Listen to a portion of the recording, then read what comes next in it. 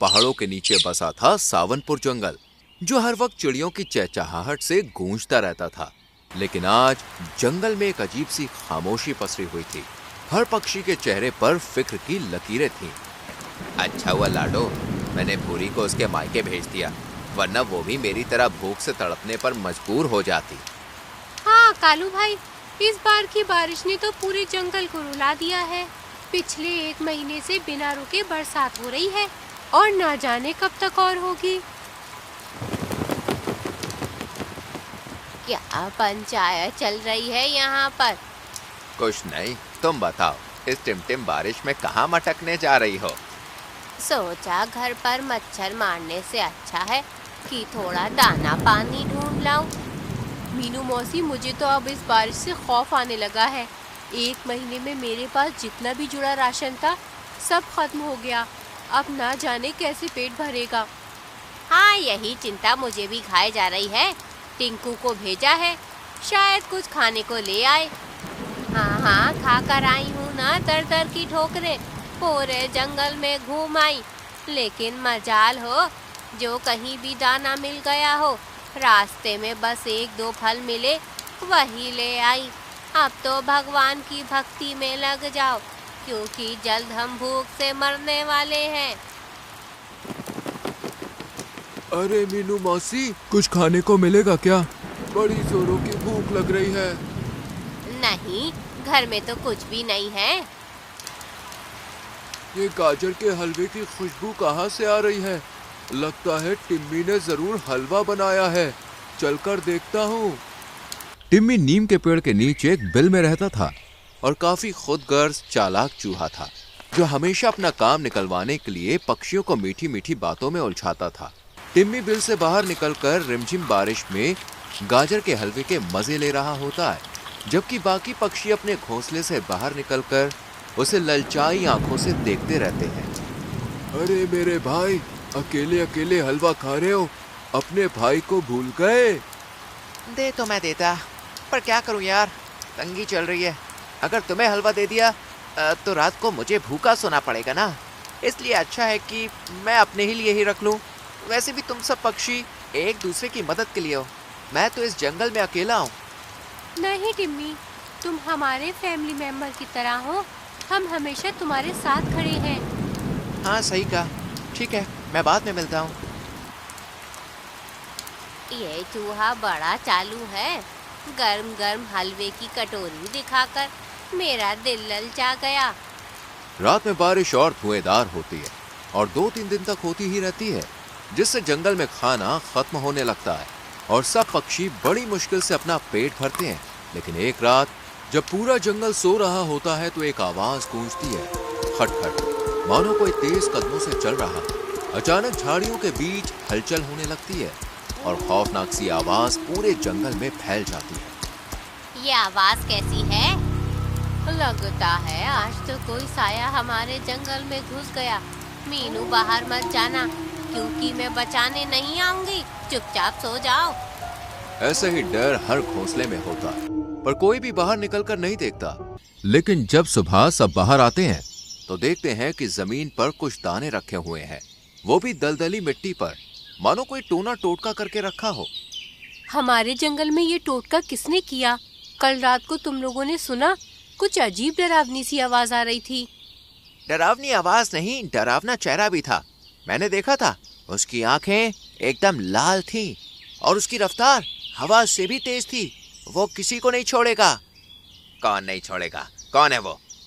शायद शिकारी या कोई भूत। क्यों डरा रहा है? हो सकता है तेज हवा की आवाज जंगल में गूंजी हो और कोई जानवर हो। कोई भी टिम्मी की बात नहीं मानता है और वो गुस्सा होकर अपने बिल में घुस जाता है। ये चूहा तो बड़ा डरपोक है, वैसे तो बहादुर बनता फिरता है। निकल गई इसकी अकड़। सब पक्षी अपने लिए दाना ढूंढने चले जाते हैं, पर कुछ खास हाथ नहीं लगता, क्योंकि बारिश में खाना खत्म हो रहा था। जैसे तैसे पेट भरने का खाना लेकर सब पक्षी अपने अपने घर चले जाते हैं और जैसे ही सोते हैं तो फिर से कल की तरह खौफनाक आवाज गूंजने लगती है, खटखट। ऐसा लगता है जैसे कोई दौड़ रहा है, पेड़ पर चढ़ रहा है। कहीं सच में कोई भूत तो हमारे जंगल में नहीं घुस आया? खिड़की से झांक कर देखती हूँ। लाडो जैसे ही खिड़की से बाहर देखती है, उसे झाड़ियां तेजी से हिलती हुई नजर आती है और फिर अचानक माहौल शांत हो जाता है और दो आंखें चमकती हैं, जिन्हें देखकर लाडो डर कर चादर में घुस जाती है। अगली सुबह फिर से सब बाहर निकलकर रात की बात करते हैं। देखा, मैंने कहा था ना, कोई भूत हमारे जंगल में आ गया है। अब वो हम सबको मार देगा। कल तो वो लाडो के घर पर नजर गड़ाए हुए था, मानो उसका निशाना लाडो हो। टिम्मी के बच्चे तो मुझे मरवा दे, लेकिन मीनू, कल रात तो मैंने भी तो चमकीली आंखें देखी थी। ये सुनकर सब पक्षी डर से कांप उठते हैं। अगर ऐसा है तो हमें एक साथ रहना होगा। मैं तो वैसे ही अकेले रहती हूँ, कब वो भूत मेरी गर्दन पकड़ ले, इसलिए लाडो तू मेरे साथ रह लियो। और कालू भाई, मैं तुम्हारे साथ रहूंगा। मीनू और मेरी जोड़ी तो है ही। और टिम्मी, तुम्हें डर नहीं लगता? क्या तुम्हें भूत छोड़ देगा या तुम्हें भूत का डर नहीं है? ये सुनकर टिम्मी गड़बड़ा जाता है। मैं क्यों डरूंगा? मैं तो बिल में छुप जाऊंगा ना। जमीन के नीचे घर है मेरा, भूत मुझ तक नहीं पहुंच पाएगा। टिम्मी की हड़बड़ाहट देखकर मीनू मौसी और कालू को कुछ अजीब लगता है, पर वो खामोश रहते हैं। दिन बीतते जाते हैं और हर रात खटखट की आवाज 11 बजे ही गूंजने लगती है। अगली सुबह जब सब उठते हैं तो एक पेड़ को देखकर हैरान रह जाते हैं, क्योंकि उस पर खून जैसी लाल स्याही से लिखा था, आज अगर जंगल खाली नहीं हुआ तो सब मारे जाएंगे। मैं तो आज ही राम किशोरी चाची के यहाँ बोरिया बिस्तर लेकर जाती हूँ। हाँ, ये भूत बहुत खतरनाक लग रहा है और आज ये हमें आखिरी वार्निंग दे रहा है। मैं तो वैसे भी मम्मी के पास जाने वाली थी। सब पक्षी जंगल छोड़ने की बात कहते हैं, पर मीनू और कालू खामोश रहते हैं। पर सबसे ज्यादा खुश होता है टिम्मी। हाँ, जान बची तो लाखों पाए। रहना ही तो है, किसी और जंगल में रह लेना, कम से कम जिंदा तो रहोगे। मीनू मौसी, चलो दाना ढूंढने चलते हैं, फिर पैकिंग कर लेंगे। रास्ते में मैं समझ गई, तू मुझे बहाने से लाया है। मैं जानती हूँ हमें डराकर जंगल से निकाला जा रहा है। कोई चाहता है कि हम जंगल छोड़ दें। और ये कारनामा टिम्मी का है, देखा नहीं? सबसे पहले भूत की खबर वही लाया था। हमारे जाने से वो कितना खुश है। लेकिन क्यों? वो क्यों ऐसा चाहेगा? यही तो अब हमें पता लगाना है। बस हम उस पर नजर रखेंगे और जैसे ही वो दाना ढूंढने जाएगा, हम उसके बिल में घुस जाएंगे। मीनू मौसी और कालू दोनों झाड़ियों में छुपकर टिम्मी के बिल पर नजर रखते हैं और जैसे ही वो बाहर जाता है, दोनों बिल के अंदर घुस जाते हैं, जहां एक साउंड मशीन रखी थी। जैसे मीनू उसे प्ले करता है, खटखट की आवाज गूंजने लगती है। साथ ही एक बड़ा पंखा भी रखा हुआ होता है। इस पंखे से ही झाड़ियों को हिलाया जा रहा था और इस मशीन से हमें डराया जा रहा था। और ये जादू टोने का सामान भी इसी चूहे ने रखा था। मैं इसे छोड़ूंगा नहीं।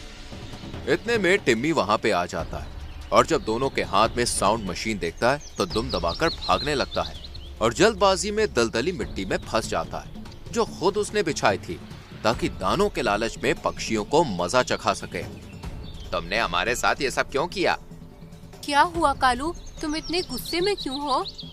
कालू सब पक्षियों को जमा करके पूरी बात बताता है और सब टिम्मी पर काफी गुस्सा करते हैं। इस गद्दार को तो इसी दलदल में फंसा रहने दो, इसकी यही सजा है।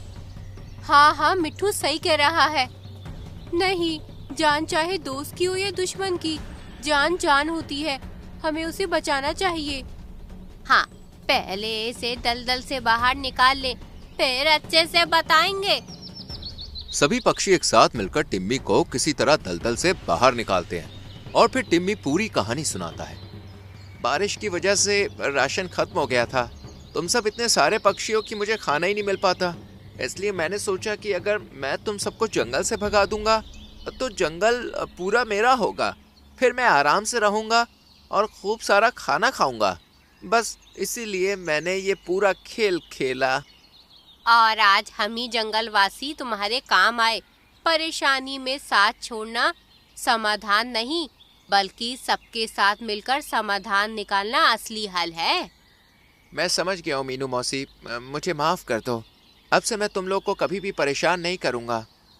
इस तरह जंगल से डर गायब हो जाता है और कुछ दिनों बाद चमकती धूप की रोशनी से पूरा जंगल खिल उठता है और पक्षियों को भरपूर खाना मिलता है। तो दोस्तों, कैसी लगी आपको ये कहानी? कमेंट में बताएं।